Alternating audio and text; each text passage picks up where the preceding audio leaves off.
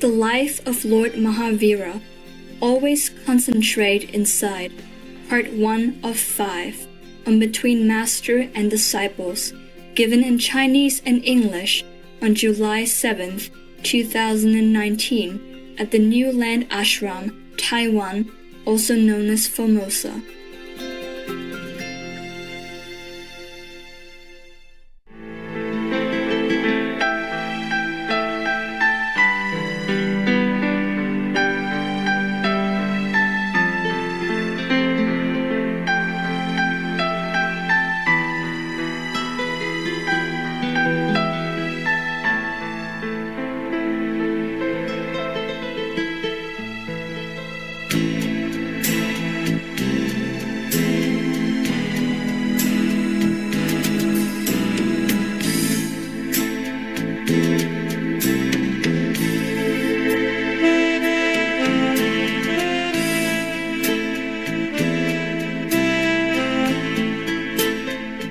修行不容易哈，还好吗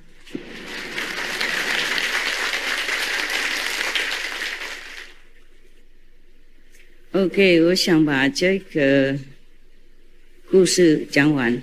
现在是另外一个故事。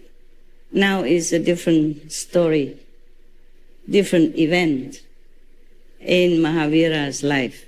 Okay, you want to hear or not? Yeah, of course. You have both translation English and Chinese and Korean and whatever, yeah? Yes. Wow, what lucky people. When I was in India, in the Himalaya, I had nothing. You just guess, you know. Just guess. Half of it is some Sanskrit, half of it is English, and the other half is hair. Everything other than hair. Just like Korea, Amita. So whatever the English I understood, hair I understood, the other one third I did not. So you can say that I understood 2/3 of whatever the master was saying. Yeah, and not too bad, right? 2/3 better than nothing, huh? Don't you think? Yes. Okay, good. Now you understand everything. You're lucky people. We are trying to accommodate you guys, huh? Hopefully you really understand what I was saying, and what I am saying, and what I will be saying. Because sometimes when you sit there in front of me, I feel like you understanding things. But when you go back home, I think maybe you return all the knowledge to me with no interest. And then whenever I have chance to talk to you personally, then I feel like, oh man, whom have I been talking to all these years or months or days or hours or minutes? I wonder if I have been talking to any ears or just talking to my elbows. Huh? That's why I don't wear the sleeves, so my elbows can listen something. At least some listening. You guys have good translation? See, ça va? Good? Có hả? Good? Bono? Bahut? Acha? Bahut acha. Okay. That's all I know. Don't ask anymore. Any more Indian language. I told you I understood only 2/3. Right, sister? Only hair and English. Yeah, and the rest is whatever the local language that the master was speaking. Okay, let's read the story of Master Mahavira. Yeah, everything that he has to endure. These are only, I guess, only the main things. You know, either the main events in his ascetic time or just something that happened with the gods from heaven. It's not all his life, of course. The whole life of the master, whoever, the master maybe cannot be written in just one book or two books or 100 books even, because there are many things, even the physical happenings, you cannot always write it down because sometimes the master did not say it, or sometimes there was no witness to recount, or sometimes they thought it's not important, or sometimes it has been told but it's been lost. Yeah, because there was no person there who was capable of recording what the master said or what's the story content and what has been told. The Buddha was lucky, yeah? The Buddha has Ananda, and he's always next to him. So he recorded everything, and he has a super recording capability. Some people do have that. Yeah, some people have that good memory ability. Some don't have. When we were younger, we have a better memory. When I was younger, I remember everything immediately. I even remember the whole book, or at least most of the poetry book that was very famous in Vietnam called the Kiều, okay? And also other book of poetry, yeah, the whole story poetry book. I remember them. My father used to be very proud. Whenever some VIP come to my house, he called me in and tell me to recite the whole thing. And when I became older, my memory became less sharp. Then I don't remember all of these things that I used to remember, and I don't remember quickly what I have just read, like when I was younger. So these stories I am reading to you are not all of his life, okay? Bear in mind that the life of any master is never to be completed in one book or any book. Doesn't matter how many, okay? These are, I think they just pick out the main event or whatever event that has been passing down, okay? Now, this is another story about quashing of the flames.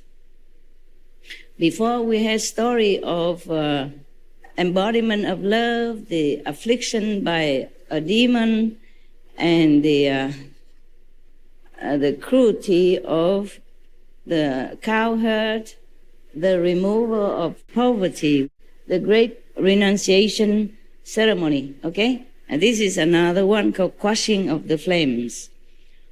Once lived in Sravasti, Shraman Vardaman was going to Halikduk village. On the way, he saw a large banyan tree, yeah, similar to Bodhi tree. They have very big trunk.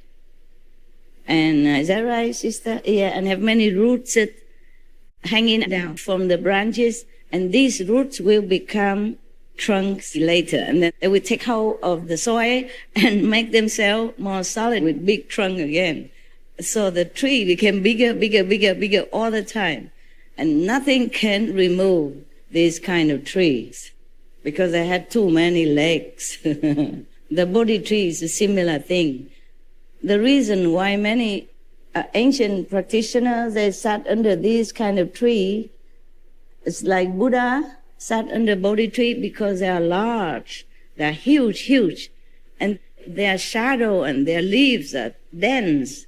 And even if you don't have enough clothing, it would shield you from the rain and the wind and the sun because it's so huge, and the shadow spreading all around, maybe, you don't know, could be even many hundreds of meters large, the shadows.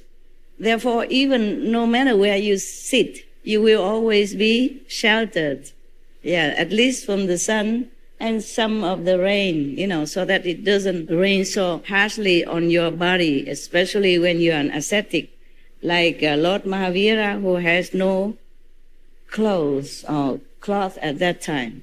But I was wondering why nobody offered him anything. I mean, the normal villagers, they could offer him some, old piece of cloth or something. Or maybe he did not accept anymore. I mean, he get used to being without anything. That would be also the ultimate freedom. Yes, that you have nothing to worry about. Like myself. What do I wear today? Yeah. My destiny is a little more complicated than the destiny of the Lord Mahavira and the Lord Buddha or the Lord Jesus, for example. Whenever any master reborn, the destiny changes, according to the period of human history. They don't always do the same thing. Somewhere a long time ago, I read one magazine in America, and they said, Jesus, he has predicted, he said he will come back as a woman, and they will not recognize me. That's what he said. I'm not sure how trustworthy this kind of magazine's report. Okay, I'm just telling you for your entertainment info. Like Kuan Bodhisattva, Avalokitesvara, she reincarnates time after time, life after life. Yeah, but sometimes she was a wife, she's a normal wife, and sometimes she is somebody else. Yeah, and in Buddha's time, she was just a bodhisattva. No wife, no husband, no children, nothing. Yes. You remember one of the story about Kuan Bodhisattva? Yes. She was married to a man. Yeah. And at night when her husband was sleeping, she saw one of his hair growing very unruly, unregularly, and inorderly out of his chin. So she was thinking, she want to cut it, to trim it, make him look handsome. And she just get a knife, She has not done it. She got a knife from kitchen, sat next to him and was about to do it. And she put her knife next to the neck already, chin already, and the husband suddenly woke up.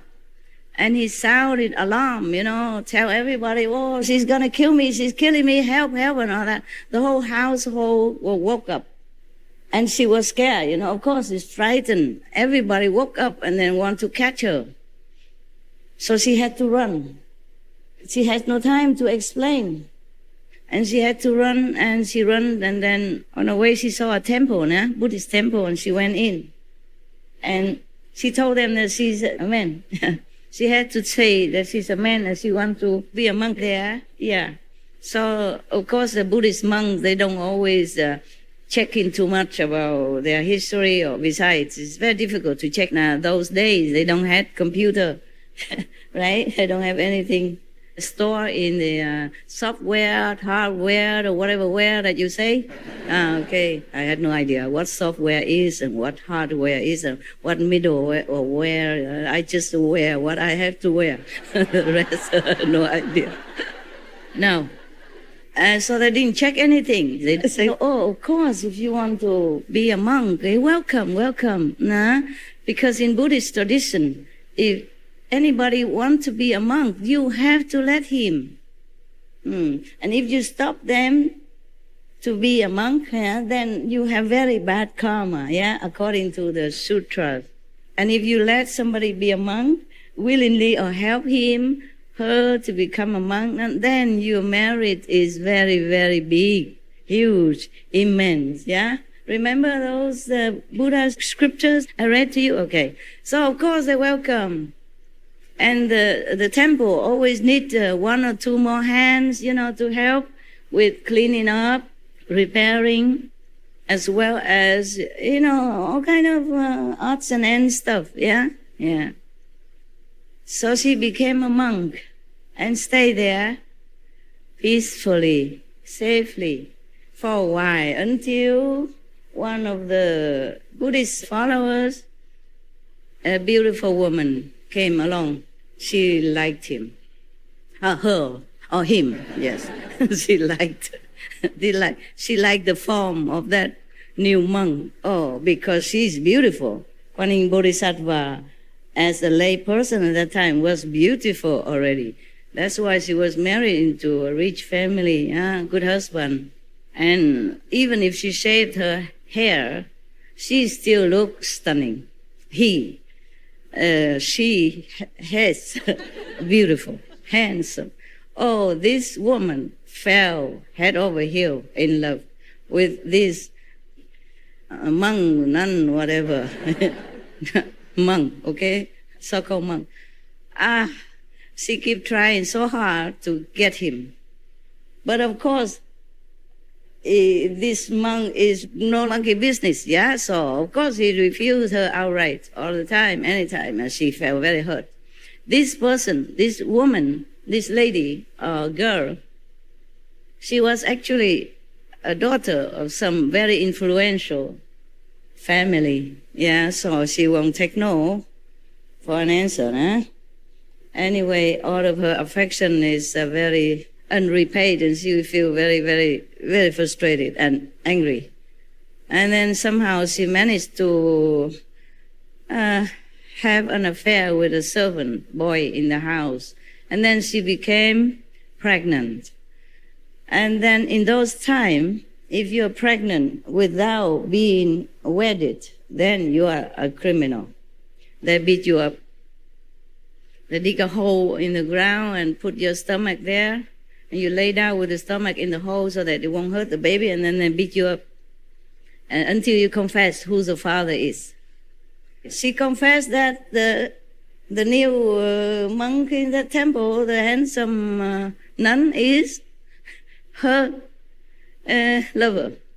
Man, okay, they came and dragged her out. Her out, and then beat him up also terribly. Tell him he has confessed or not. She remained silent, because if he confessed, he's a liar. And if he doesn't confess, then also no good. They keep beating her, the woman also, to get another father, okay? So he just keep quiet, and finally they cannot beat him up anymore. They also got tired of beating. They say, okay, you cannot be a monk anymore, and when the child is born, we will talk about that. Yeah, you want to marry this woman or not? He said, no, can do, don't want. So of course they throw him out. So the temple people also cannot do much more.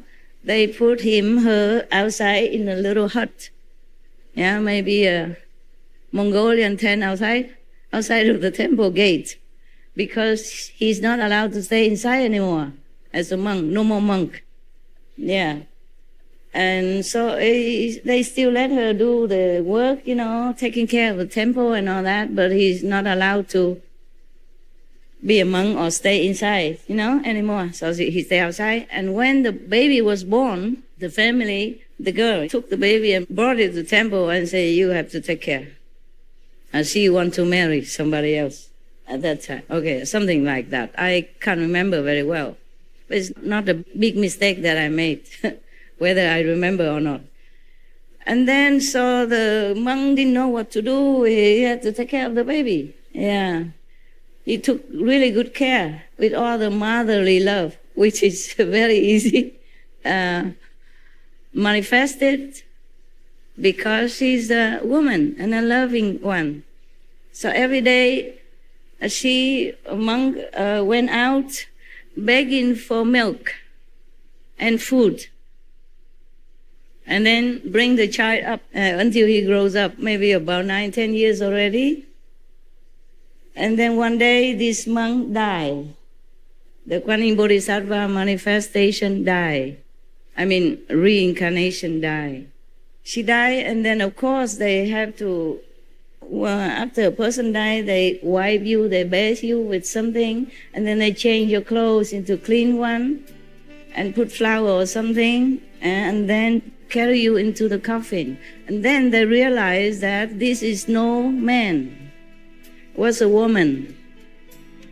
So everybody felt so regretful and so sad and so sorrowful. So they worship her from then on.